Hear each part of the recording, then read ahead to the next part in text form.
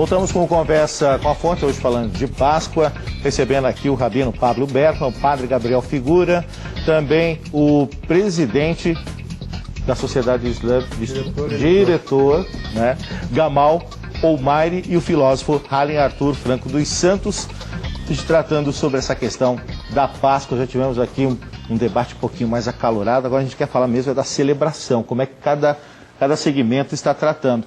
O rabino estava me contando que as celebrações começaram na segunda-feira. Por quê? Sim, começa com o 15 do mês de Nisan, que nesse ano coincide com, foi também o 14 à noite, 14 de abril, 15 de abril, a lua cheia. Nós comemoramos Pesach, a Páscoa, e a festa dos tabernáculos, depois a festa das cabanas, que é outro extremo do calendário, nos dias de 15 na lua cheia.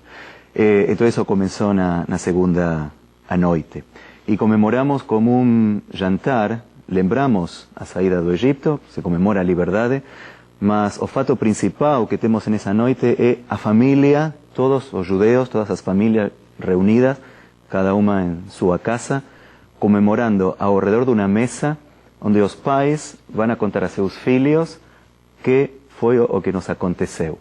Ou seja, dentro da tradição judaica, ter esse momento onde a família pode se sentar a uma mesa, não só para comer, senão primeiro, para comer também, mas primeiro tem o relato, contamos a história a partir de um livro que utilizamos, onde é uma mistura de textos bíblicos e textos rabínicos, onde contamos os pais aos filhos o que aconteceu conosco.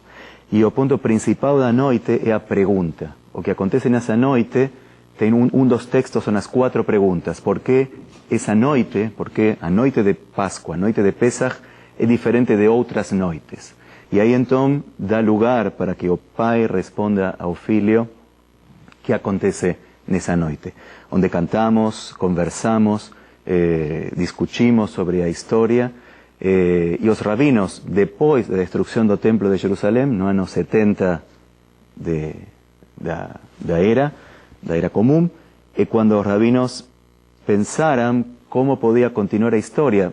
Pensemos que quando existia o Templo de Jerusalém, todo o ritual acontecia no templo. As pessoas se reuniam no templo, também nas casas, comiam esse carneiro que falei ao início, mas com a destruição do templo isso acabou. E se transformou toda a comemoração da liberdade nessa noite, nesse jantar, onde contamos a história.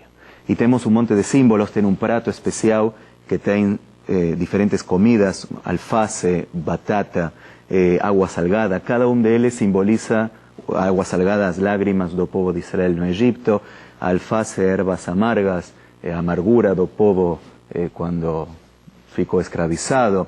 Cada símbolo que tem na mesa são símbolos muito fortes, muito importantes, e a pergunta, como falava, é o fato mais importante da noite. Por isso, para a história judaica e para a educação judaica, a pergunta é o mais importante. Não temos perguntas bobas ou perguntas tontas, temos bobos que não perguntam, assim falamos na tradição judaica. Bom, os católicos também têm todo um rito que começou já com a quarta-feira de cinzas, mas que essa semana fica um pouco mais evidente, né, padre? Nós temos aí, começamos no domingo, né, é isso, com o domingo de Ramos, e agora tem toda uma série de celebrações.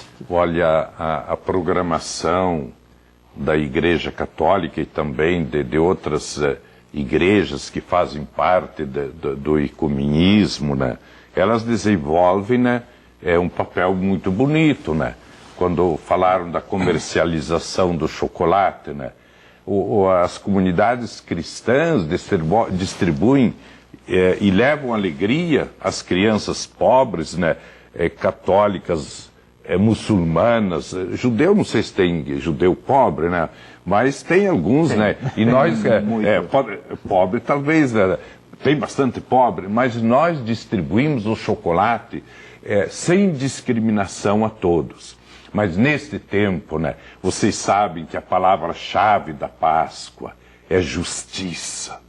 Por isso que a igreja instituiu a campanha da fraternidade. Esse ano, o tráfico humano, venda de crianças, escravização, trabalho escravo, todas essas coisas, onde não é somente a comunidade católica que é convocada, né, a se solidarizar, mas todos, né? Então, mas a palavra-chave é justiça, né?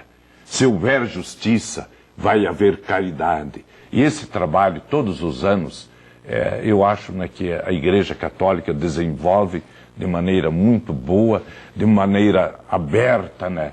E é claro que também atrás do ovo de Páscoa, né, quanta criança vibra, fica feliz. Eu nunca, quando eu era pequeno, pude receber um ovo de Páscoa. Eu era muito pobre. Agora que posso e me dão tanto ovo de Páscoa, estou doente, quase com diabetes, né? Mas eu não reclamo disso. São as contingências da vida, né? Mas eu quero dizer que eu estou muito feliz de estar aqui ao lado do meu irmão, né? Eu gosto muito dos muçulmanos, né? Porque lá muitos vêm lá, né? Eu saio jantar com eles, né? E com os judeus não tem nem com os judeus. Se me permite complementar, o senhor falava da campanha da fraternidade. Sim. Né? Esse ano tratou a questão do tráfico humano. O tráfico humano, né, nós católicos vivemos a campanha da fraternidade mais intensamente durante o período da Quaresma, né? É um período de reflexão, mas esse tema que nos foi trazido esse ano, ele, né, parece tão distante de nós, mas está tão próximo, tão perto que a gente nem percebe.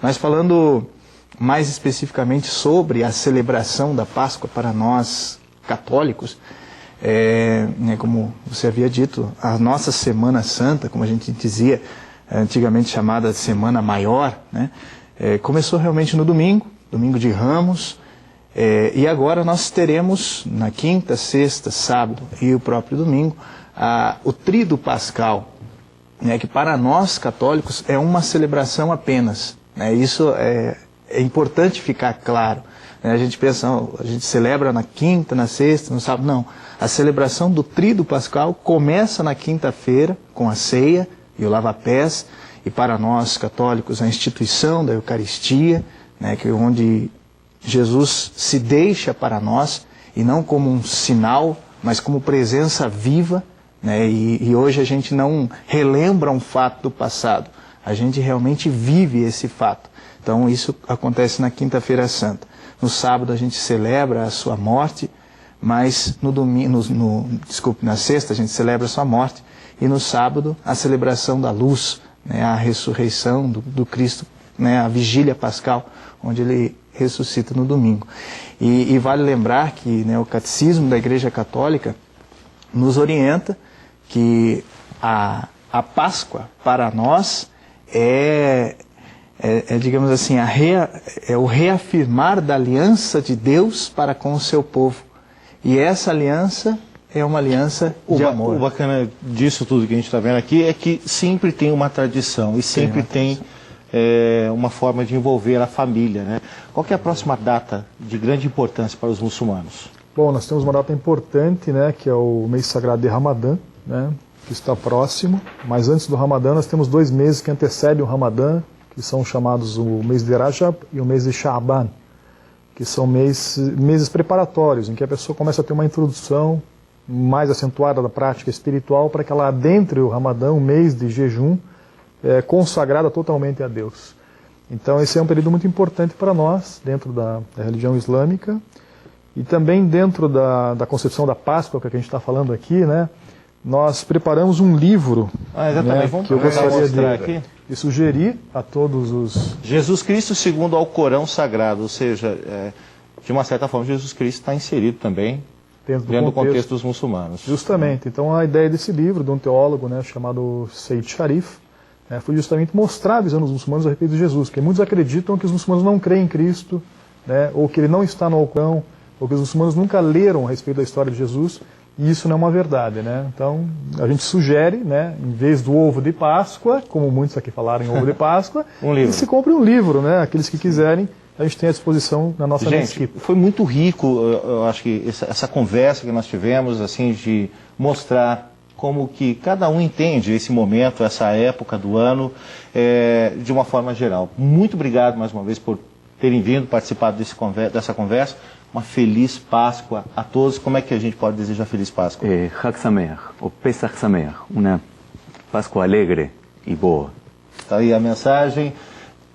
Uma feliz Páscoa também. Padre, tem algum jeito especial de desejar? Nós não temos, mas enfim, né, a comunidade muçulmana do Paraná deseja uma feliz Páscoa a todos os irmãos cristãos, que seja abençoada e que pensem nos pobres também, né, porque os pobres não comem só chocolate, e sim comida. Então, em vez de darem ovos de Páscoa, deem uma cesta básica, alguma coisa que seja mais nutritiva, né, porque eu acho que seria mais interessante. Ok, gente, obrigado mais uma vez. Você pode rever esse programa no nosso site, é só acessar otv.tv.br. Eu encontro você na próxima. Até lá.